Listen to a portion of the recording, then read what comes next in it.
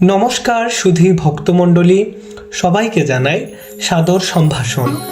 আজকের রামায়ণ কথার অধিবেশনের মূল প্রতিপাদ্য বিষয় হল গরুড় পুরাণ এবং পদ্মপুরাণ অনুসারে উলঙ্গ হয়ে স্নান করলে শাস্ত্রে ভগবত প্রণীতভাবে কি শাস্তি আমাদের করতে হবে তা এই ভিডিওটিতে বর্ণন।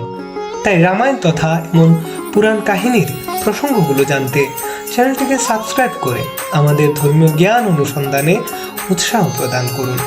পদ্মপুরাণ অনুসারে জানা যায়, গোপীগণ স্নান করে ডাঙায় যখন উঠল তখন তাদের বস্ত্র গাছের ডালে রাখা নেই। তখন তাদের দৃষ্টি বৃক্ষের উপরের দিকে পড়ল। তখন তারা দেখতে পেল ভগবান পরমেশ্বর শ্রীকৃষ্ণ তাদের সব কাপড় নিয়ে লুকিয়ে রেখেছে।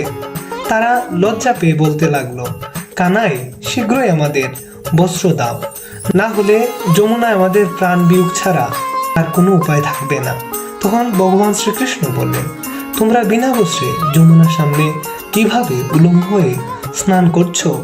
নারী হয়ে তোমাদের কি একটুও লজ্জা লাগে না? তারপর গোপীরায়ের উত্তরে বলল, আমরা কানাই আজ থেকে কানে ধরছি, কখনোই এমন ভুল দ্বিতীয়বার করব না, আমাদের এবারের মতো ক্ষমা করে দাও। তখন পরমেশ্বর ভগবান শ্রীকৃষ্ণ, আমি মানব লীলায় মানব দেহ ধারণ করেছি ঠিকই, কিন্তু আমি সর্বত্রই রয়েছি। তখন তোমাদের আমার সামনে হতে লজ্জা লাগে না?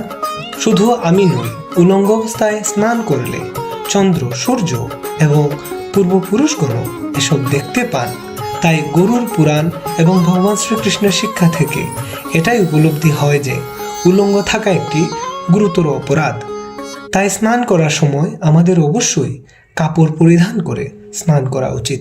ভিডিওটি যদি আপনাদের প্রতিবর্ধনে সহযোগিতা করে তাহলে অবশ্যই চ্যানেলটিকে সাবস্ক্রাইব করে আমাদের সঙ্গেই থাকুন আর সঙ্গেই রাখুন, কেননা আমি শুভজ্যোতি দাস রামায়ণ তথা ধর্মীয় এমন অজানা প্রসঙ্গগুলো নিয়ে আপনাদের সামনে সবসময় সম্প্রচারিত করার প্রচেষ্টা রাখি।